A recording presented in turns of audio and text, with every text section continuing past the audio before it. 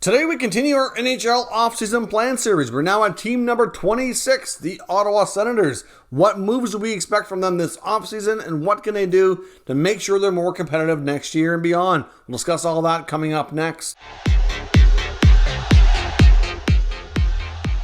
So welcome back to another video here at Top Shelf Hockey. As I mentioned, today we're continuing on with our NHL offseason plan series. We're now at team 26, the Ottawa Senators. So first up, we're going to do a quick recap of how their season went here in 21-22. We're going to take a look at their cap space, where things finished, what do they have for contracts committed for next year and beyond, and what do they have to work with for space and availability. We're also going to look at their contract status for next year. Who are their RFAs and UFAs that need to be dealt with in the coming offseason, and what are the top burning questions facing this franchise as they get into the full scale here of the NHL offseason. So let's go into, first up, their recap of the 21-22 NHL season. Of course, being number 26 overall, we know things weren't overly great this year, but they did show a lot of progress, a lot of development, especially within their core players, and especially in the second half of the season. They had a terrible start, which is the same thing you could say the past couple of years, and even though they finished way stronger, it was too late to really finish higher up in the standings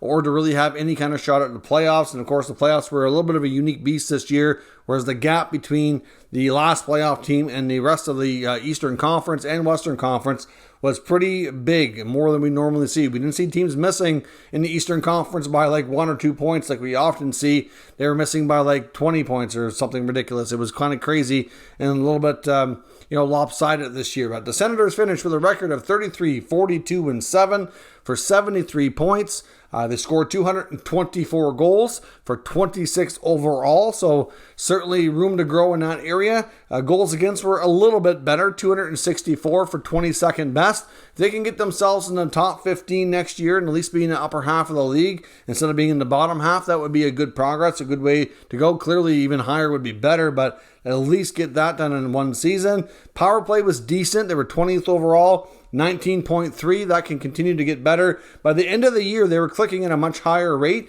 They really had a real solid foundation there. Eventually, it just took a while to get there. So for them to be at over 20% next year really shouldn't be all that difficult and get them again in the upper half of the league. PK was respectable this year, 80.3% for 13th best overall. We did see a few changes near the NHL deadline, but nothing too significant. Not like years past where we've seen lots of big names being traded and significant deals being completed in the nation's capital. Of course, the big news, though, in Ottawa for impact of the team during the regular season was the passing of owner Eugene Melnyk, which unfortunately took place not too long ago here near the end of the season. Certainly the longtime Senators owner we knew had been not in the greatest health and battling different health issues over quite a long time. It was not long ago. He needed a liver transplant, and unfortunately he passed away at a fairly young age. Of course, at this point, the team is basically being run through the general manager and president, through a board of directors that's been put in place by Melnyk.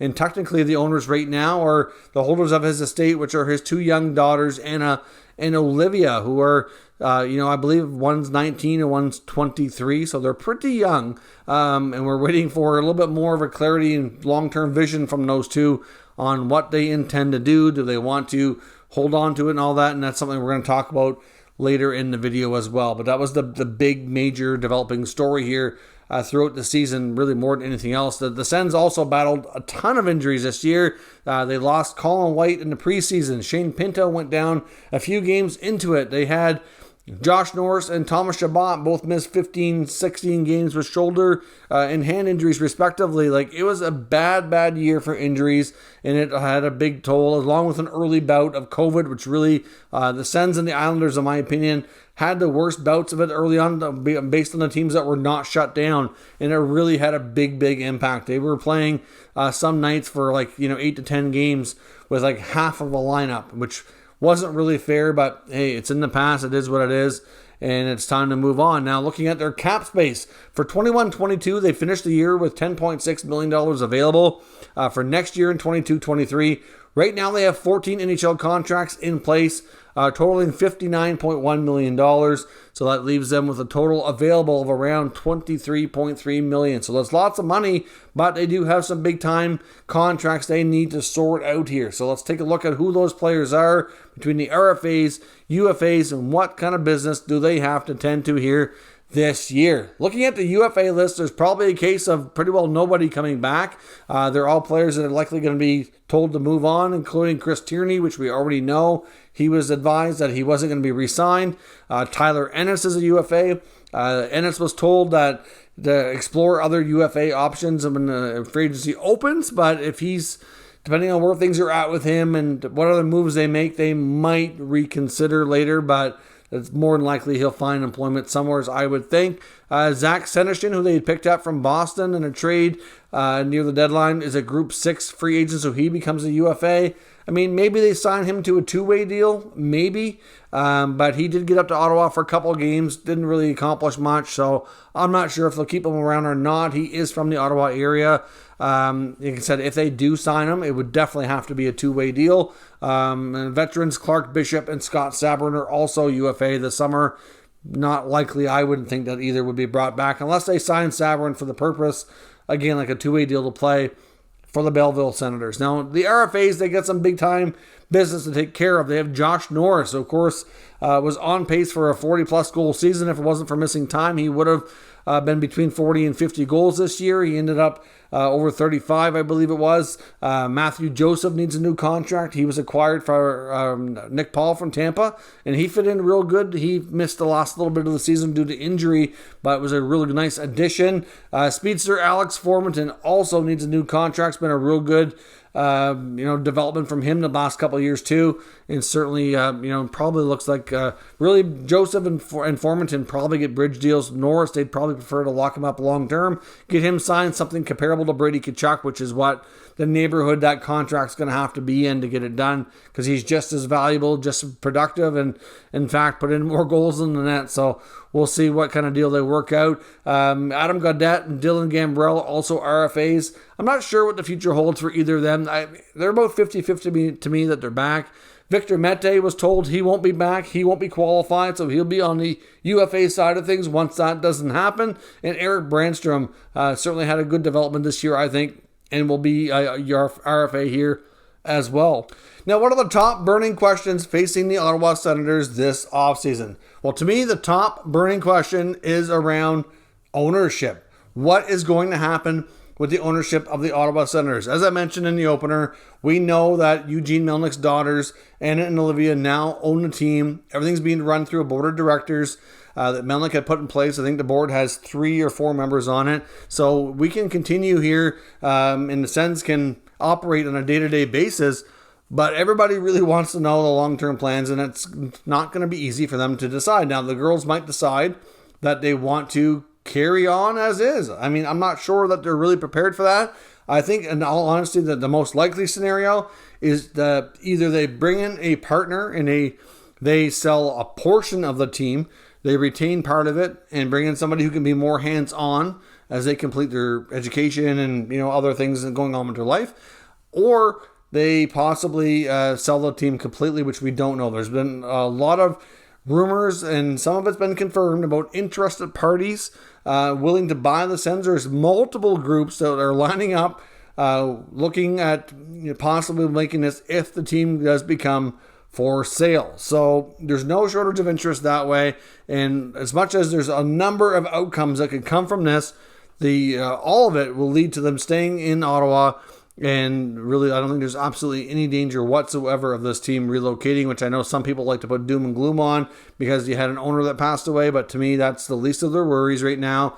Everything is well in order to remain there with the number of groups that are interested if they ever decide for sure they want to sell, whether it's a portion or the full stake of the franchise. I know Melnick himself, Eugene, wanted his daughters to be involved with the team and to hold on to at least a part of it for generations to come. So I'm not convinced that they're going to sell the team 100%. I think that they would sell a portion of it and at least retain a minority, but we'll see. But that's a big part of the puzzle here, because I mean, clearly there's got to be some questions around budgets and what they can spend and all that. There's a lot of things that need to be sorted out. So that's going to play a big role in getting a lot of this other stuff done.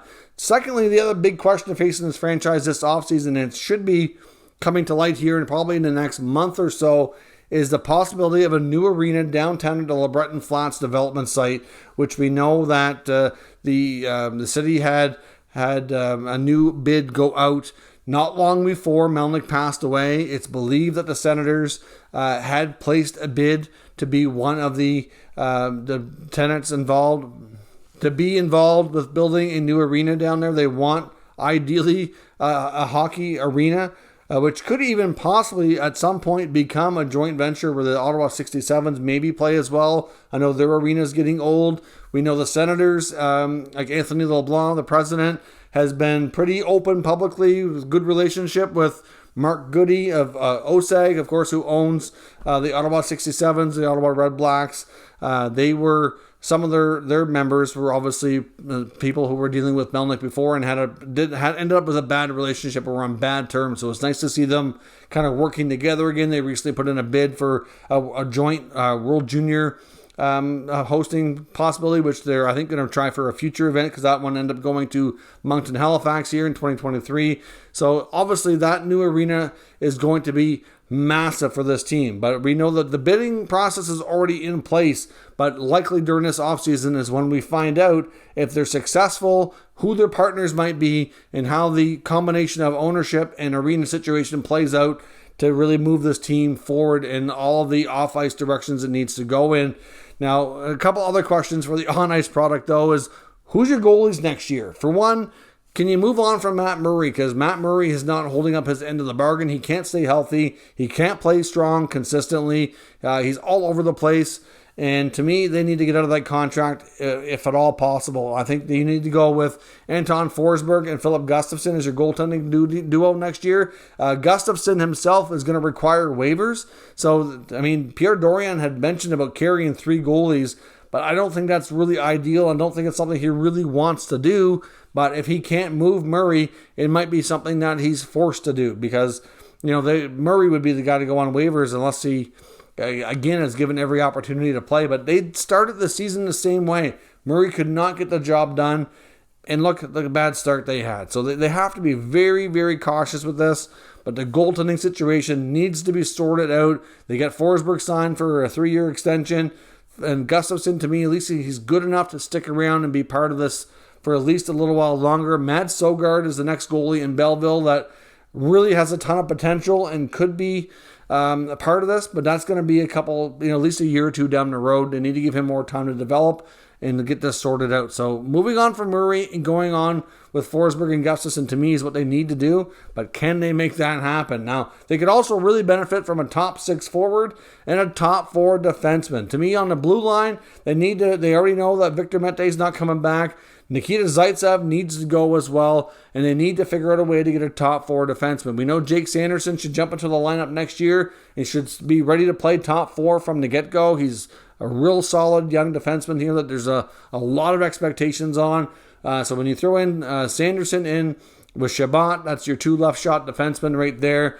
We know Artem Zub has been a real solid stabilizer on the right side, but they could really use another one to round out the top 4. So if they can get themselves one, that would be tremendous. And it also would help if that player could also defend half decently as well. I mean, right now it looks like they might have to go with Travis Hamonic, who they picked up late in the season from Vancouver.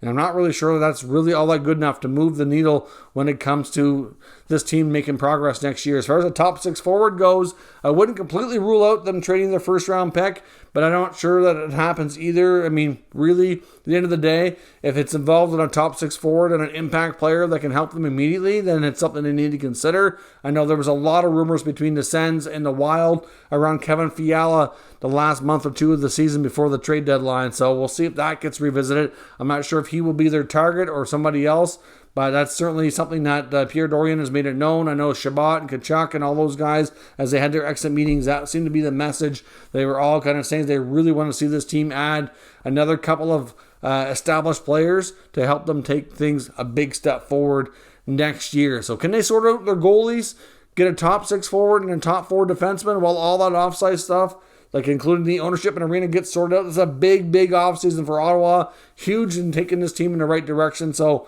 we will see. Lots to take care of. Can they get it done? Let me know your thoughts in the comments section down below. We'll discuss further. If you're new to this channel, make sure you subscribe and stick around. We'll keep up to date with all the latest news, rumors, and analysis on all 32 NHL teams. And of course, still 25 more teams to go in this series as well. Thank you for watching, and I'll catch you next time.